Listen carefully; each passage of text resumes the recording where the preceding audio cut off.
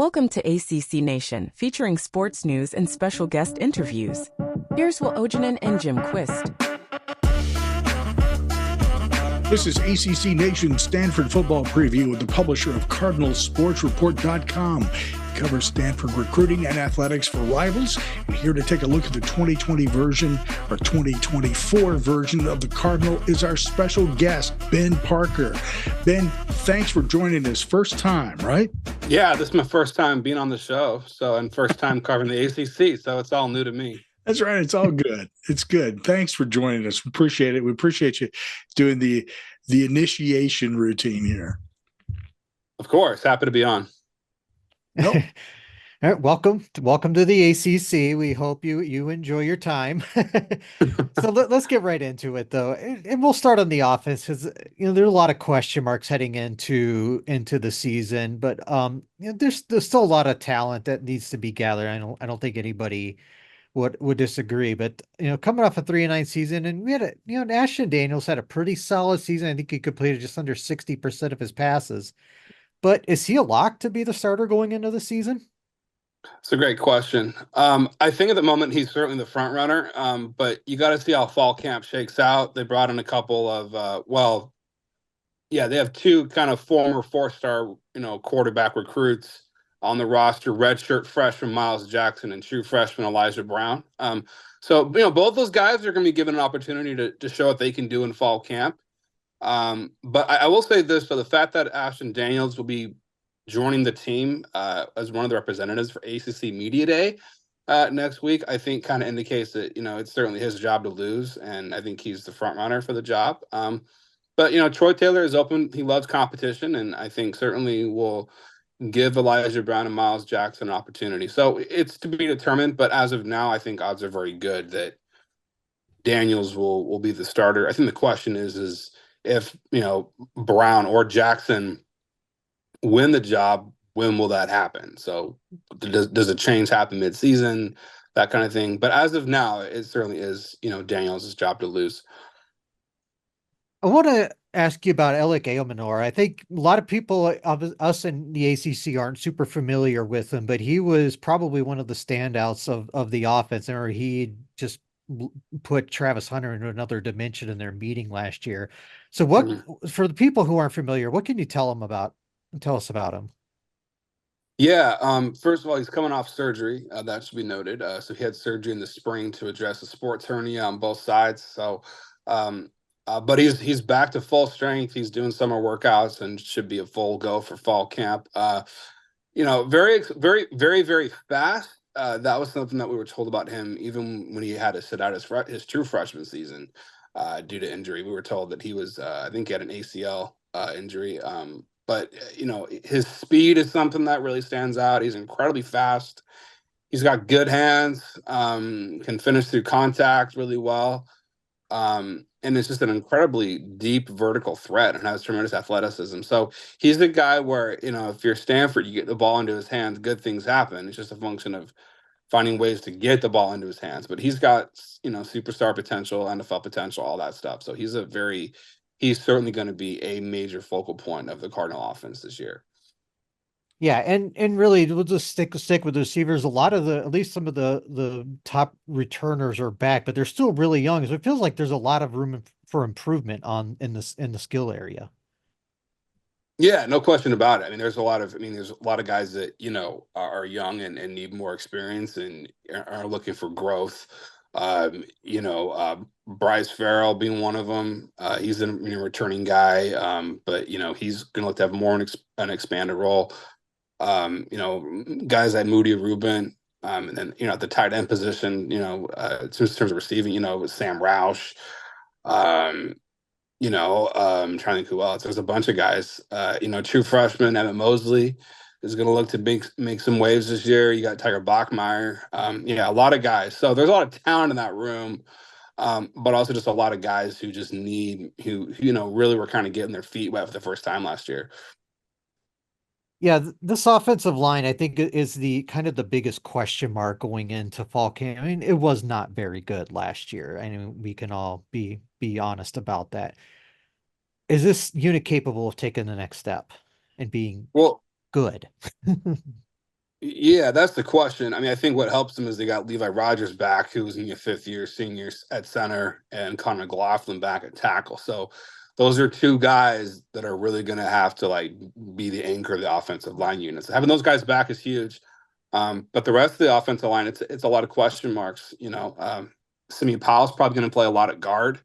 As far as who joins on the offensive side of tackle, Fisher Anderson will be in the mix for that. I mean, Trevor Mayberry, he was on the offensive line last year. He did not do well at all. Now they have him playing defensive line. At least in the spring game, he was playing defensive line.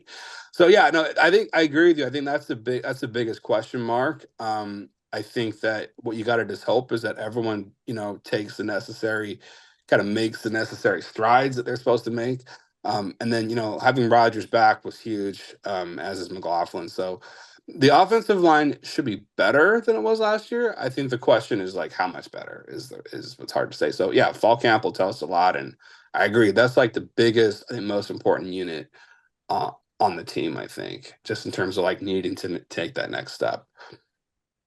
Obviously, we aren't super familiar with Coach Troy Taylor. We know he's had a lot of success at previous stops, but for those of us not familiar with it, what can you tell us about him as a coach?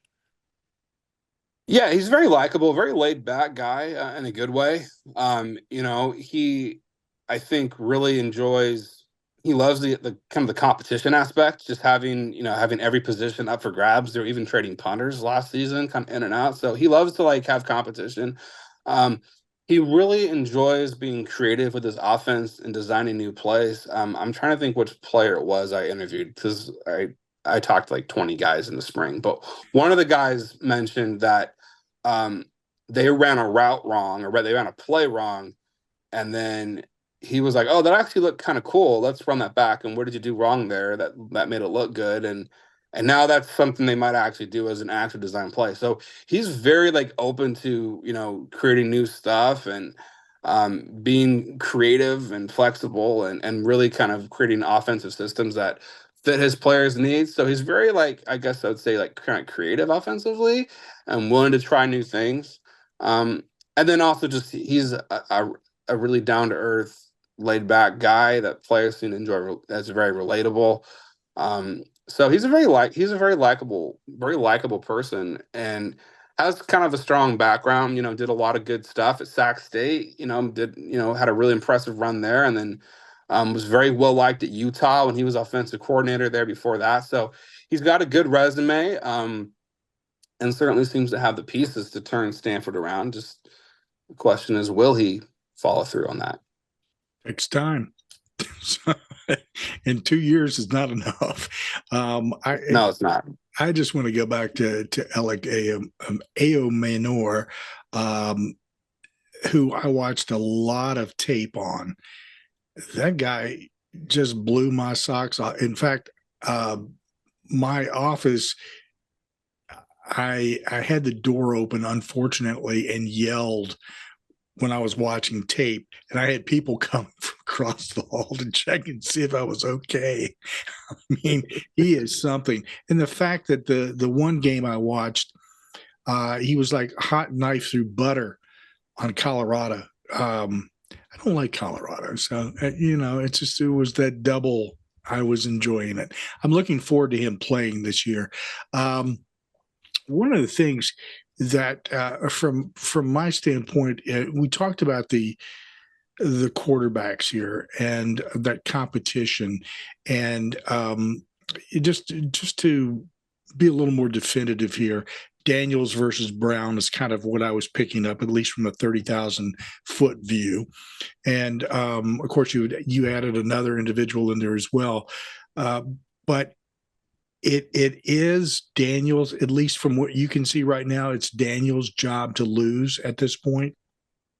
Oh, without question, it's Okay. certainly his job to lose, and I think that he would have to either really struggle and the other guys, Elijah Brown, Miles Jackson, the other guy, like those guys will have to really show them something. And listen, I think Daniels will look better than he did last year. So that's kind of why I think that like, and just kind of watching him in camp and watching him in spring ball, like he looked to be the best quarterback in spring ball. And he's made some really impressive. I mean, there's a couple throws I've seen him in practice that was like, whoa, this guy can throw the ball. So it's definitely his job to lose. I think that I would be surprised if he lost the job, but Taylor's going to give those young guys a shot. So yeah, got to see what they do. But it's definitely his job to lose. Yeah, yeah, he was impressive too. He definitely had a connection there. That I really liked what I was seeing there on offense. Stayed in his pocket despite being just absolutely come at hot and heavy a few times. And that's pretty impressive. Tell me how are Cardinal fans reacting to being in the Atlantic Coast Conference? Yeah, I think number one, they're relieved they found a home. I think there was concern about where they would go once the Pac-12 disintegrated. So there's that. I think they're happy that they found a home. I think that, it's still very weird for them, obviously. Like they would prefer to be I think reunited with more of their former Pac-12 teams. I think the Big Ten, I think they'd be probably happier in. But I think at the same time, I think they're excited about, the new schedules and the new teams and the new competition. And I think more than anything, they're just happy that they're still in a power conference. And I also think too, kind of maintaining that relationship with Notre Dame is really key and really happy for them. So they're happy to be with Notre Dame and compete against those schools. And I think they recognize that, a lot of the academic fit is really strong with the ACC. And so I think as a whole, they're excited to be a part of it. But, it's still just weird and getting used to. Indeed. And just from my perspective, I know that, I think everybody kind of looked at it as being an odd change, but change is always odd for people. But I look at Stanford's roster of athletic success, and I'm going, yeah, bring that on in house, because there's just like one thing after another that Stanford succeeds at and does very well. And their football program may or may not, but we'll see. It has an opportunity to grow, as we pointed out, under Coach Taylor. We'll see what happens. Will?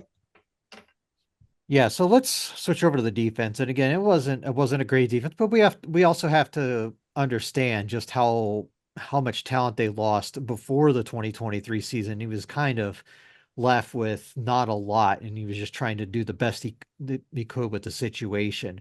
Just kind of looking over the defense, where would you pinpoint the strength of this defense at? Yeah, I would say like one of the strengths is the linebacker position. That's probably kind of where I would start. Inside linebacker Tristan Sinclair is a beast inside, really can tackle, very physical. Same with other inside linebacker, Gaithan Bernadel. So those two guys. And they got the talented edge rushers at the outside linebacker position, and David Bailey and Teva Tafidi, and just RJ Cooper. And so this is kind of that group. I think the linebacker position is certainly like a major strength. And then they got a couple of really talented corners in Zara Manley on one side and Colin Wright on the other. So I think like cornerback and linebacker is a definite strength of theirs.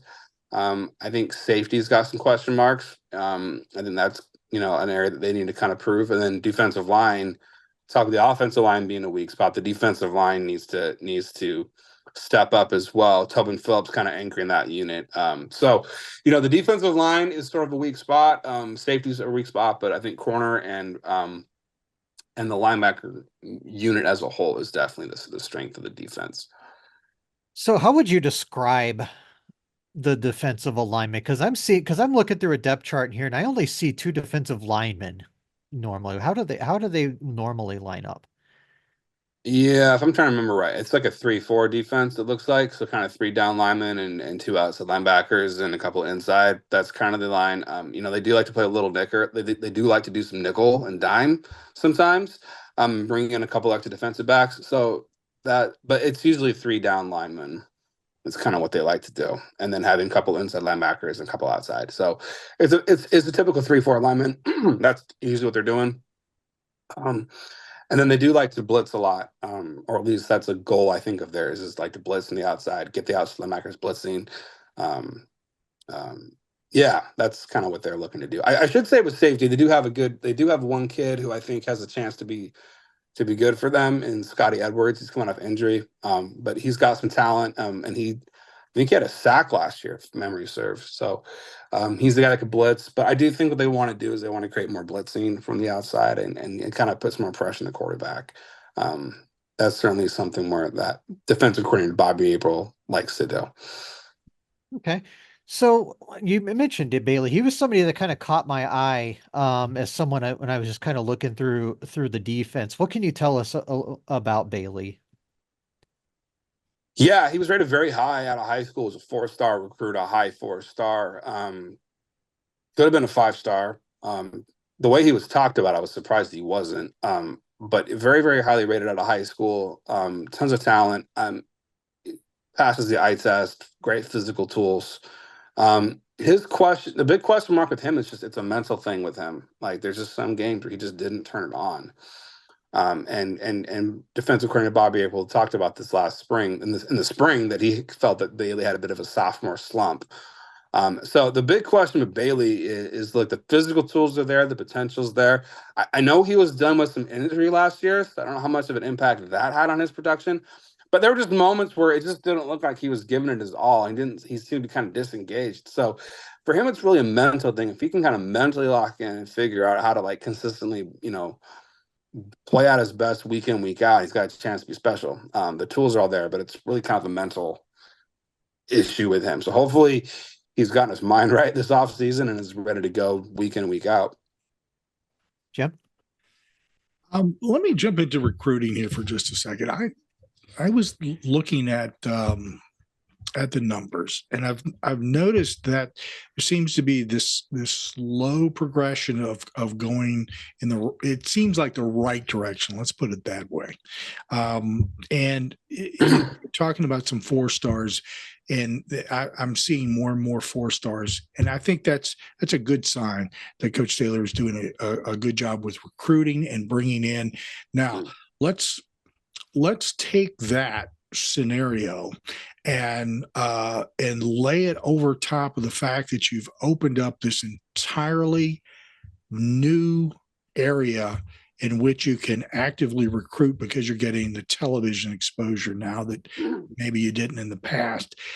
How do you think that's going to impact Stanford, drawing from the areas of the East Coast, which is rich in recruits in Florida and in Georgia and in Virginia, in Pennsylvania, and of course, Indiana and a couple of other states as well. How do you think that's going to impact Stanford overall? And do you see that something that they're going to go after? Yeah, well, Stanford's already had, it's a great question. They've already had a really, historically a really strong kind of national recruiting brand. That's been something they've kind of really prided themselves on, is being able to recruit nationwide because of the academic pedigree of the school. And so I think that by playing in the ACC, that's going to help them expand their nationwide brand even more. And they'll be able to sell kids kind of across the country. Hey, if you're from Florida, you can go, you can have games in front of friends and family, So I think it's going to help. I think it's going to definitely help them a lot on the recruiting trail, just because there's already areas they've done pretty well recruiting in. But now they'll be playing games there. It's just going to help them out even more. So I think as a school that prides itself on having a nationwide brand, I think being in the ACC is just going to make them, identify with recruits even more as a nationwide brand, and kids now knowing that they can play in front of friends and family in these other states. I think it's going to be a plus. I know a lot of guys I've talked to that are from these other states, like that are on the team, they're excited about the ACC and a chance to play in front of their friends and family. So, yeah, I definitely think that the ACC move, opens up a lot of recruiting advantages for them, particularly in these talent-rich states, as you mentioned, like Pennsylvania, Georgia, Florida, these places. Like, it just opens up opportunities for them. So it's definitely a good thing. Yeah, and let me agree with you. I realize Stanford is a national, it's a national brand as well. I just wanted to see the impact that it may have, and if you felt like it was going to open up doors more for you, which I can't imagine it wouldn't. And along the same lines, from the standpoint of having more airtime, more TV airtime. How do you think that's going to impact Stanford? Well, I think there's a lot of Stanford fans, I think, that feel like if Christian McCaffrey and Bryce Love and Toby Gerhart had played in the ACC, they might have some Heisman trophies. So I think there's that. Probably true. Yeah. I mean, nothing to take away from the guys that won the Heisman's that year, but I mean, I think that I think there's a feeling that, like, they've been hurt by playing on the West Coast, as every West Coast team has felt like. So I think getting that East Coast exposure and playing the East Coast and playing in front of East Coast fans and having more sports writers and national writers being able to watch them earlier, not having to stay up till 10:30 night to watch them, I think is a plus. So yeah, I think that just kind of the nationwide exposure and playing the East Coast more is going to help in terms of just boost the visibility of the program and I think certainly take away any concerns of East Coast bias that might have existed previously. Thanks for pointing that out. That's exactly not to impugn you guys in that, but I agree 100%. I think you hit it right on the head. It's true. So, Will, and you kind of hit on the one thing that they'll probably make a difference going forward is, for example, the first ACC game is a Friday night game at 7:30 Eastern, which would be 4:30 West Coast time. But it's like you said, people on the East Coast will be able to watch the full game. I think that one, the home opener, I think will actually be Pacific time, I think. But your point still stands. Like, there's a lot more like 4:30 p.m. Pacific Standard Time. Cal Poly is a 4:30 kickoff time. So I mean, I think TCU is actually a night game at Stanford. But like, regardless, like, they're gonna just have more of those 4:30 p.m. kickoff slots than they would have before, which is good. And I also think too, I think they're gonna enjoy that. I think that, like, some of those night games get kind of late. I know I'm gonna enjoy it at least. So. Yeah. Give you a little bit of time during the evening even to do something. Right. Which would be cool. Right. Exactly. All right, so let's get into special teams really quick, because this is going to be an area to watch coming into the season, because Josh McCarty was really, really good, but he's gone. He was drafted, I believe, in the 6th round. So how are they replacing that? And to just kind of go over the whole special teams for us, if you would. Yeah. So as far as the kicker is concerned, Emmett Kenny is your starting kicker, so he's locked into that position. And I mean, guys are saying all the right things about him, but we'll just have to see if he can deliver. I mean, I think expecting him to be as good as Josh Carty that's a tall order. But I think what they're going to look for him to do is, I think they're going to look for him to. I think one thing that's going to help Kenny a little bit is Troy Taylor likes to be aggressive on offense, kind of going back to him a little bit. So whereas in David Shaw at times really loved to punt, he loved to kick field goals, like he loved to do that kind of stuff more and use the special teams unit a bit more. So I think Kenny is not going to have as much pressure on him in that regard. He's just going to be expected to, hey, make the kicks you need to make. And then I think in terms of, you need to be more aggressive on offense, I think that Troy Taylor will be happy to do that. So, but no, Emmett Kenny's the guy. He's also, he was healthy last year, but a couple of years ago, he had a really weird injury. I'm not even sure what the injury was, but he went for an extra point and went down, crumpled to the ground and appeared to have a hip injury. It was weird. But he's back and looking healthy. And then the punter position, you've got Connor Wesselman and Aiden Flintoff. And Flintoff was rated very, very high coming out of high school as a punter, and has done better at punting than Wesselman. Connor Wesselman, the other punter, not to disrespect him at all, but he's terrible, in my opinion. He's just a terrible punter. He hits some of his punts. I'm like, what is the dude doing out of here? So, so Aiden Flintoff should be your starting punter. I'd be very surprised if Troy Taylor does a back and forth thing with them this year. It should be Flintoff's job. So you got Flintoff punting, you got Flintoff punting, you got Kenny kicking. As far as kickoff is concerned, I think we'll see Flintoff be kickoff specialist as well, but we'll see. And then as far as kickoff return is concerned, and punt return, they got some speedy guys Bryce Farrell's very speedy, very fast. So we'll probably see him doing a lot of kick return duties. We might see, Cedric Irvin running back doing some kick return duties. So there's a lot of different like routes they could go with the return game. So that's gonna be interesting to see.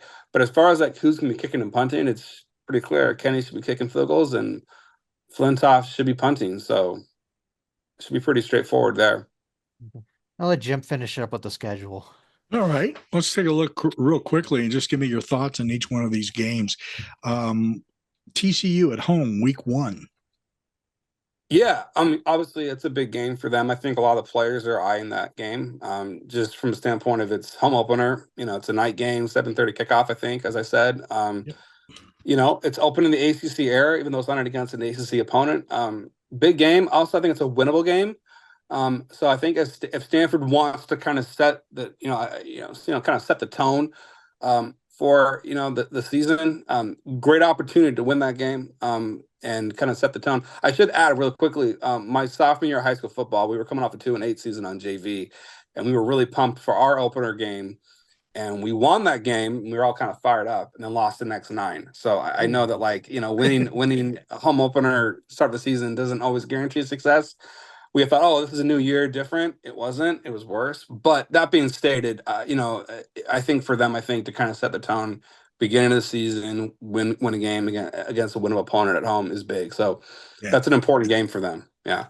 Something new, something exciting. I mean, you can't beat that. Week 4, you're going to be at Syracuse, which I've heard a lot of people saying that this is a winnable game for you. Yeah, I think it should be. I think the other kind of component too is that their Stanford's quarterback Justin Lamson was at Syracuse before, so it's been kind of a homecoming game for him. So we'll kind of see, how much insight he's able to kind of help them with. But no, that's first ACC game on the road against the Orangemen. They're gonna be fired up for that one. It's gonna be an exciting game. And yeah, it's gonna be kind of interesting to see how they do. And they'll be coming off a bye week after facing Cal Poly the following weekend, September 7th. So, that's going to be an interesting game, exciting game, and it has a more favorable kickoff time, as we've discussed previously. Indeed. Week 5 at Clemson. Unfortunately, you get both of our orange teams back to back. That's going to be an interesting experience in Death Valley for you. So prepare. Yeah, that's gonna be a tough one. I will say this, of kind of the feedback I've gotten, I think that's the game guys are most excited about. I think everyone is really, really fired up for that game, for obvious reasons. So, yeah, it's gonna be tough, but a very exciting atmosphere, and I think one that guys are very, very much looking forward to. Yeah, you'll enjoy the atmosphere. It's a fun place to go to a game. Week 6, you'll be hosting Virginia Tech. The Hokies come out to visit you. That should be also an entertaining game. Yeah, I mean, I think it's kind of weird that we're seeing a team like Virginia Tech coming to, not the first they've come to Stanford. Feels a little weird, but no, it's that's gonna be their very first home ACC game. Virginia Tech has a lot of tradition and history, so guys are going to be fired up for that one. And it's winnable, too. It's winnable. Should be winnable. Yeah. There's a lot of question that maybe there's a little bit too much hype being put into Virginia Tech early. So we shall see how that all plays out. Week 7, Notre Dame, which is a traditional sort of action. So Notre Dame, a tough team, and I think maybe ranked in the top 5 or top 7 at this point preseason. So yeah. I mean, I will just say that the last time they played at Notre Dame, they won. So that's gonna be in their minds, and I think it's gonna be on Stanford. I think it's gonna be on Notre Dame's mind too. So that'll be a fun one. See, no one ever knows. This will be an interesting game. Week 8, SMU at home. Yeah, kind of both teams are new to the conference, and that's going to be interesting. They're seeing a lot of SMU across multiple sports just because of the travel situation. So, kind of interesting in that it's going to be kind of kicking off a what will be, I think, a bit of a rivalry for however long they're in the ACC for. Yeah. That's gonna become a new fun little rivalry, I think, between Cal and Stanford and SMU, those three. So Yeah. that's gonna be exciting and winnable too. Yeah. So should be a fun game. Week 10, you're going to be at NC State in Raleigh. That'll be an experience as well. yeah, that's gonna be a tough one. As road games go, not gonna be easy. So if Stanford could find a way to pull that one out, that'd be impressive, I think. So this is a good time to have an at-home game. Week 12, you've got Louisville.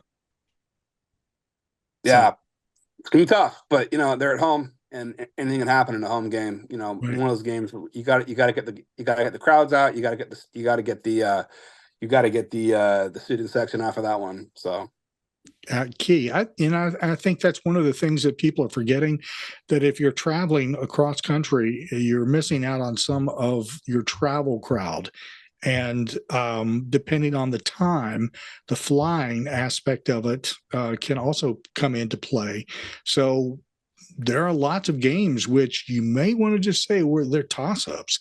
And week 13, you're going to be at Cal. So that's that's nothing new, but you want to throw in your 2 cents on who's going to win that game? Yeah, it's kind of funny. I went to Cal, so it's kind of a lot of Cal fans aren't too happy that I made the switch to cover the Cardinal, but it is what it is. That's why I'm asking. yeah, exactly. I think it's gonna be a very interesting game. I think that Cal's gonna be very fired up to retain the Axe in Berkeley. I think Cal probably wins that game. Being totally honest, I think it's a situation where they have a little bit better team, and Jaden Naughton has come out and balled out against Stanford. He's really brought his A game for that one. So that's gonna be tough. I will say this though, that Stanford linebacker Tristan Sinclair, who will be representing the team at ACC Media Day, his mom went to Cal, and he has a lot of memories going to Berkeley, and he's a graduate student last year at Stanford. So, and he also got ejected for targeting against Cal last year, and it was overturned on appeal. They deemed it was incorrectly called. So it's gonna be kind of interesting to see just what kind of energy he brings on defense against Ott. So kind of looking at that game, Tristan Sinclair versus Jaden Ott is gonna be fun. Who you rooting for in that game, or can you tell us? I can't tell you. It's a situation where I'll just say this: I just hope to see a good game. And that's all I can say. I don't diplomat. Yeah. I just want to see a good game. That's it. Both teams have fun. Oh, gosh. Right. Great Stanford football preview with Ben Parker, the publisher of CardinalSportsReport.com. Make sure, if you're an ACC fan, that you check out that site and you subscribe. CardinalSportsReport.com. You can also follow him on X. I'm sure there's other social media that you're on as well. Make sure that you look him up. He's Slam Dunk 406. Am I correct? That is correct. Very good. Nicely done. Yes. Yeah, that's on Twitter. So make sure you start following him. He's going to keep you updated on what's going on at Stanford. So thank you, Ben. And we look forward to having you on again and talking more about Stanford sports. Perfect. Thanks so much, Jim. Appreciate it. Thanks, man. Thanks for listening to ACC Nation. Be sure to listen, like and subscribe to our podcast, radio, and YouTube channels by visiting accnation.net. Follow us on Instagram, X, Facebook, Mastodon, Threads, Blue Sky and Reddit at ACC Nation.